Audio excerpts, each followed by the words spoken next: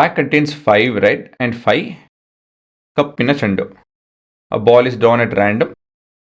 ಒಂದು ಬಾಲ್ನ ಹೊರಗಡೆ ತೆಗಿತಾ ಇದ್ದೀವಿ. It's colour is noted. ಅದು ಕಲರ್ನ ನೋಟಿಸ್ ಮಾಡ್ತಾ ಇದ್ದೀವಿ, ಏನು ಅಂತ ಹೇಳಿ ನೋಡ್ತಾ ಇದ್ದೀವಿ.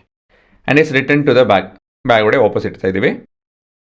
ಮೋರ್ ಓವರ್ 2 ಅಡಿಷನಲ್, ಇದ್ರ ಜೊತೆಗೆ 2 additional balls of the same drawn are put in the bag. ಏನು ತೆಗೆದ್ರೋ ಅದನ್ನು ವಾಪಸ್ ಹಾಕಿ ಅದೇ ಥರದ್ದು ಮತ್ತೆರಡು ನಾವು ವಾಪಸ್ ಹಾಕ್ತಾ ಇದ್ದೀವಿ. Then a ball is drawn at random. ಸರಿನಾ? ಇದೆಲ್ಲ ಆದಮೇಲೆ ತಿರ್ಗಾ ಮತ್ತೊಂದು ಬಾಲ್ ತೆಗಿತಾ ಇದ್ದೀವಿ. What is the probability that the second ball is a red? ಇದು ನಮ್ಮ ಪ್ರಶ್ನೆ. ಸೊ ಮೊದಲನೇದಾಗಿ ನಮ್ಮ ಹತ್ರ 5 ಬ್ಲ್ಯಾಕ್ ಆ್ಯಂಡ್ 5 ರೆಡ್ ಬಾಲ್ಸ್. ಅದೇ ದ 2 ಪಾಸಿಬಿಲಿಟೀಸ್,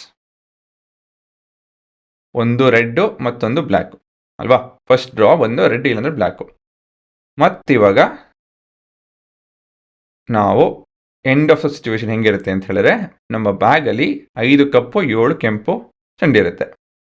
ಇದರಲ್ಲಿ 7 ಕಪ್ಪು 5 ಕೆಂಪು ಚೆಂಡಿರುತ್ತೆ. ಸರಿನಾ? ಕಂಟಿನ್ಯೂಷನಲ್ಲಿ ಈ ಥರ ಬರುತ್ತೆ. ಇವಾಗ ನಾವು ಇದನ್ನು ಯಾವ ಥಿಯರಮ್ ಉಪಯೋಗಿಸಿ ಮುಂದುವರಿಬೇಕು ಯೋಚನೆ ಮಾಡಿ.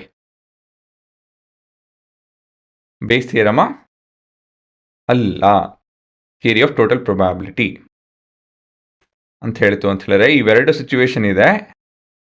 ಇವೆರಡರಲ್ಲೂ ನಮ್ಮ what is a possibility of getting a red ಅದನ್ನು ನೋಡ್ತಾ ಇದ್ದೀವಿ.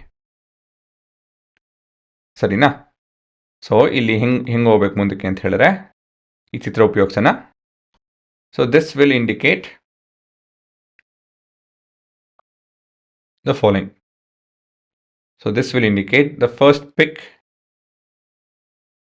ಮತ್ತು ಇದು second pick.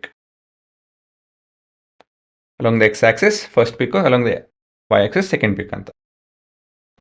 So 50-50 chance ಇದೆ that we'll either get red. There are 5 of it. In black there are 5 of it. In total there are 10 ಅಲ್ವಾ? 50-50 chances. ಮತ್ತಿದ್ರೊಳಗಡೆ ಇದನ್ನು ಅರ್ಥ ಮಾಡ್ಕೊಬೇಕು ನೀವು. ಒಂದಷ್ಟು ಭಾಗ ಕೆಂಪಿರುತ್ತೆ, ಇದು ಪುಟ್ಟು ಭಾಗ ಕೆಂಪಿರುತ್ತೆ ಅಂತ ಹೇಳ್ತು ಅಂದರೆ, this can represent red. In there 7 chances compare to black, where in 5 chances ಆಗುತ್ತೆ ಇದು ಅಲ್ವಾ? ಇಲ್ಲಿ ರೆಡ್ ಚಾನ್ಸಸ್ ಬಂದು 5 ಇದೆ, ಇಲ್ಲಿ ಬ್ಲ್ಯಾಕ್ ಬಾಲ್ ಪಿಕ್ ಮಾಡೋ ಚಾನ್ಸಸ್ ಬಂದು 7 ಇರುತ್ತೆ. Because there are 7 of it. 7/12.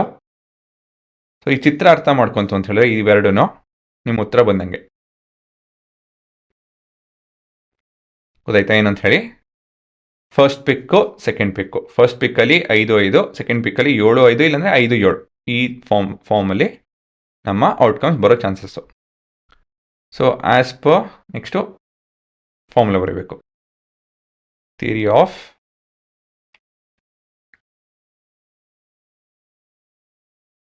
total probability,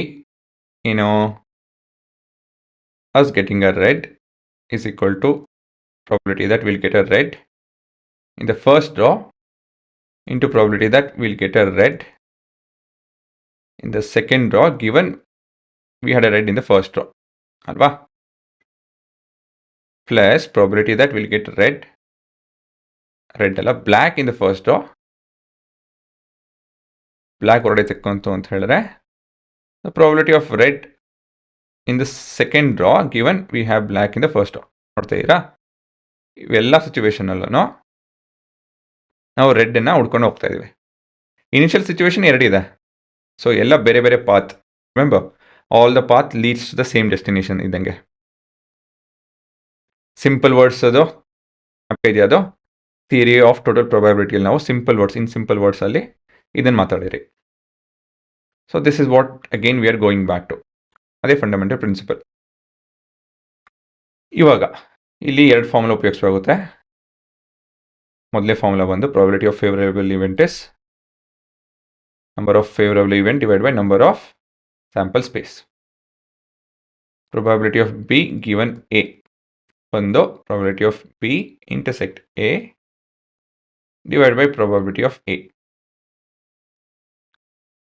This is nothing but number of events that is common to B and A divided by number of events in A. Therefore, we have probability of red is equal to red in the first row ಏನು ಬರುತ್ತೆ 5 by 5 by 10. Red ಇಲ್ಲಿ ಯಾವುದೋ ಈ ಭಾಗ we have to go to this space. ಇದರಲ್ಲಿ 7 by 12 ಅಲ್ವಾ? Overall 7 ಕೆಂಪಿನ ಚೆಂಡಿದೆ, 12 ಟೋಟಲ್ ಬಾಲ್ ಇದೆ. So basically this would be 5 by 10 into 7 by 12 plus 5 by 10 into 5 by 12 ಆಗುತ್ತೆ ಇದು. ಎರಡನೇ ಸಿನಾರಿಯಲ್ಲಿ ನೋಡ್ಬೋದು ನೀವು, 5 ಕೆಂಪು ಚೆಂಡಿದೆ, ಓವರಾಲ್ 12 ಇದೆ. So 5 by 12. ಸೊ ಈ ಭಾಗ ಬಂದು 5 by 12 ಆಗುತ್ತೆ. ಇದನ್ನು ಸಿಂಪ್ಲಿಫೈ ಮಾಡ್ತು ಅಂದರೆ ಅದೇ ಉತ್ತರ ಕಂಡ್ರೆ ಅಷ್ಟೇನೇ ಇಲ್ಲ. So 1s are 2s, 1s are 2s. So this is 7 by 24, 5 by 24. So 12 by 24 is half. ಇದೆ ನಿಮ್ಮ ಉತ್ತರ ಅಷ್ಟೇನೆ, ಸರಿನಾ? So the importance has to be given to drawing this diagram. ಈ ಪ್ರಶ್ನೆಗೆ ಇದು ಮುಖ್ಯ, ಬಟ್ ಎಲ್ಲ ಪ್ರಶ್ನೆಯಲ್ಲೂ ಇದೇ ರೀತಿಲಿ ಒಂದು ಕಾನ್ಸೆಪ್ಟ್ನ ಚಿತ್ರನ ಬಿಡಿಸ್ತೀವಿ, ಸರಿನಾ? Will make use of our sets when diagram.